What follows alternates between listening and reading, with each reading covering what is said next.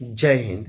Only for study ચેનલમાં તમારા દરેક મિત્રોનું હાર્દિક સ્વાગત છે. તો મિત્રો, આજે આપણે વિડીયોમાં જોશું કે ટેટ 1ની પરીક્ષા ટૂંક જ સમયમાં આવી રહી છે, એટલે કે તારીખ 21/12/2025ને રવિવારના રોજ યોજાવાની છે. તો આપણે આજે આ વિડીયોમાં મિત્રો આપણે ઘણા બધા ટોપિક સેક્શન પર બનાવ્યા છે.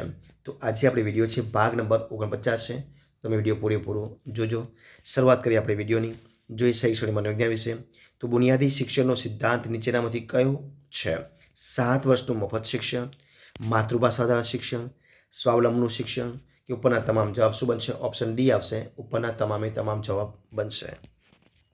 ઈસ્ટ ઇન્ડિયાએ ભારતમાં શિક્ષણ માટે કેટલા રૂપિયા ફાળવેલા? 10 લાખ, 5 લાખ, 2 લાખ કે 1 લાખ? જવાબ બનશે ઓપ્શન ડી, 1 લાખ રૂપિયા એ સમયે મિત્રો. ઈસવીસન 1934માં કોણ ગવર્નર જનરલ કાઉન્સિલના કાયદા સભ્ય બની ભારત આવ્યા હતા?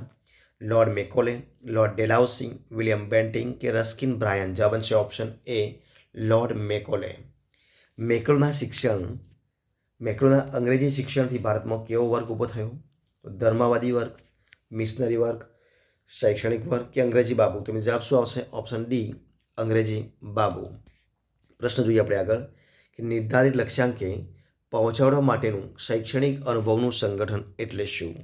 વર્ગ વ્યવહાર, અભ્યાસક્રમ, મૂલ્યાંકન કે પાઠ આયોજન? તો જવાબ આવશે ઓપ્શન બી, અભ્યાસક્રમ. ઓપ્શન બી જવાબ. અધ્યાપન મનોવિજ્ઞાનનું કેન્દ્ર ખાલી જગ્યા છે?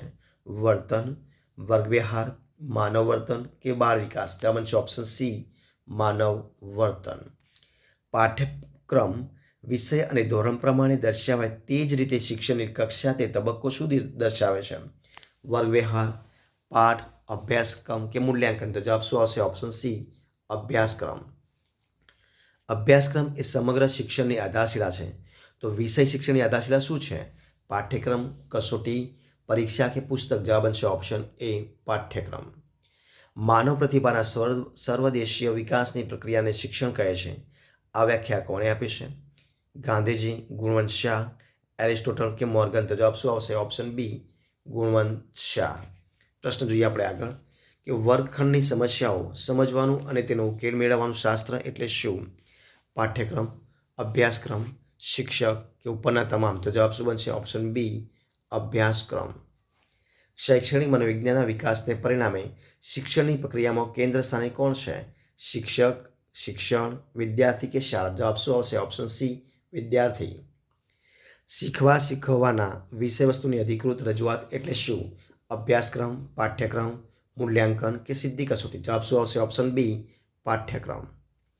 અભ્યાસક્રમ રચનાના ધ્યેયો સંદર્ભે કયો એક વિકલ્પ અસંગત છે?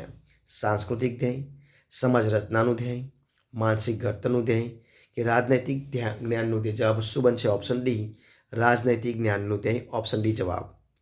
પ્રશ્ન આપણે આગળ જોઈએ કે 21મી સદીમાં 3 RS એટલે શું? તો RE એટલે રિફાઇન્ડેડ, RE એટલે ઇન્વેસ્ટ, RE એટલે એન્જિનિયરિંગ? તો જવાબ શું બનશે? ઓપ્શન ડી, ઉપરના તમામ. સંયુક્ત રાષ્ટ્રસંઘે કયા વર્ષને આંતરરાષ્ટ્રીય બાળ વર્ષ તરીકે ઉજવ્યું?